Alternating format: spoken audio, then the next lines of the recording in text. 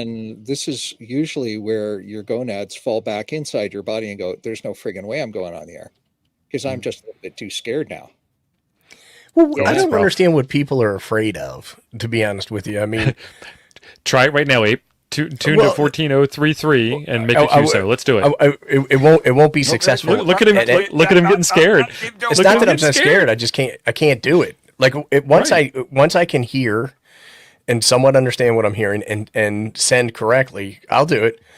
But like so if you do it wrong, I mean, it's not like the lightning's going to come down and take you out, right? It's not like you're going to have internal forever CW damnation.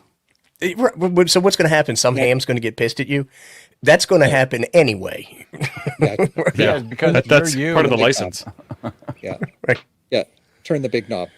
Well, I mean, And- I intended when I am ready to try QSO, and like Abe, Right I want to here. be able to That's reasonably where it says you get to be understand what I'm pissy hearing. all the time.